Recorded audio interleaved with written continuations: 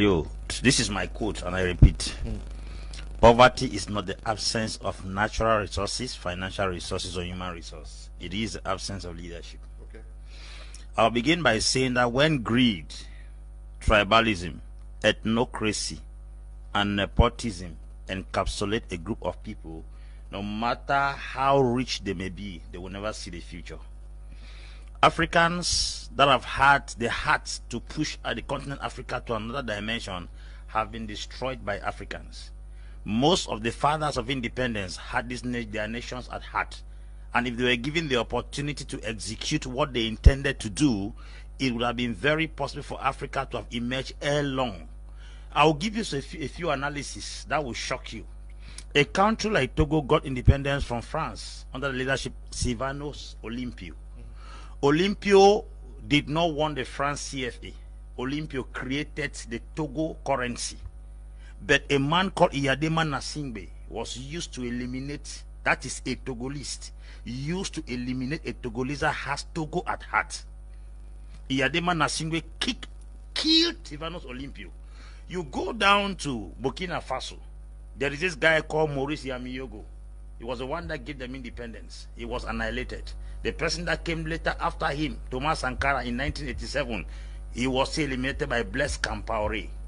You come to Central African Republic, there's David Dacko. David Dacko was to change the nation in another dimension, but a man called Bokasawa used to eliminate him. You go down to Congo Brazzaville, there's this guy called Maro Ngouabi. Ngouabi also was eliminated through a coup d'etat.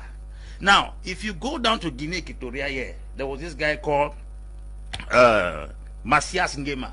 It was his own cousin, Obiangema Basoko, that was used to eliminate him. You go down to Ghana, Osagie from Kwame Nkrumah had a good intention for the nation. It was Kotoko, his own clear neighbor, that eliminated him. You go to Nigeria, the guys of Nnamdi Azikiwe, they were eliminated by Pope close to them. Now, if you put it in a nutshell, you go to Mozambique, Samora Moise Machel, it was his close partner that eliminated him. The West, and I repeat, will never and ever have access to Africa until they use Africans. That's why I say what is eating the bean seed is within the bean seed. Africans are full with greed, full with ethnocracy, tribalism, and nepotism. And if nothing is done, we will keep on killing our best every year. As I talk to you recently, I will guarantee you all shorty that this guy Magufuli has convinced us against once more that Africa does not need any support out of the country. Lazarus Chakwera, in his 8-minute speech commemorating the death of Magufuli, he said, the unpredictable Magufuli. They did not know that leadership could run in Africa without money being borrowed from International Monetary Fund, because they did not know Magufuli was coming. They did not know that projects could be set up and executed on time, because they did not know Magufuli was coming. They did not know that somebody could not pay attention to General Assembly of the United Nations. They did not know Magufuli was coming. African presidents have given us the impression that you must borrow to succeed. Before Magufuli came to power, most of the mines in Tanzania were privatized. But what he did was that he came back and then sanctioned the foreign companies that were mining in Tanzania until 16% of those particular mines were given back as ownership back to Tanzania.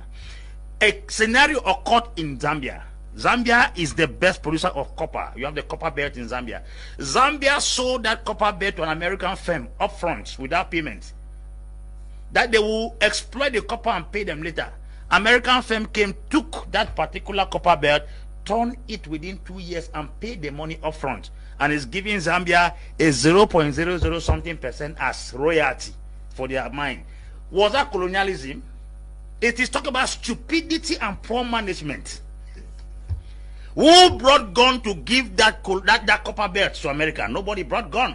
When last did you see Europeans using prestation, assimilation, or indirect rule in Africa? It's no longer there. Let us consider the fact that they are taking a greater chunk of our resources. The balance we have here is very possible for us to manage those things. How can a man come in 5 years' time without borrowing a dime from International Monetary Fund, a dime from World Bank, he was able to restore 6 aircrafts into the Tanzania airline. He was able to build bridges, build railway, restore back the Julius Nyerere hydroelectricity project that could give Tanzania 99% guarantee of electricity throughout the year without borrowing a dime. China proposed to borrow him 10 billion to reconstruct and expand the port in Dar es Salaam. He refused, yet the port was under extension. Where did he get the money? That's what we are talking about. A man that came and gave free education to all government schools in Tanzania. Mr. Leo, 20,000 ghost workers were discovered. That's where our money is going to. That's not colonialism. He also arrested 14,000 unqualified workers in the government. Those 34,000 persons who were earning salary they did not merit is what was melting down the economy. It was not the colonial master. I think if we go down to most African countries, there are people who are earning salaries that do not exist in the government. Where is colonialism in all these things I have outlined? A man who said that education is free for girls, but the moment you become pregnant, your family will start paying fees. A nice way of fighting moral decadence. Who are we going to blame? Where did he get the money? He came and saw the hospital. President that goes down to the hospital.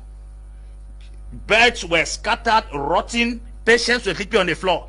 He fired the entire medical staff and gave them 1 month to repair all the beds in Tanzania. And suddenly from nowhere, the beds were repaired in the space of 2 months.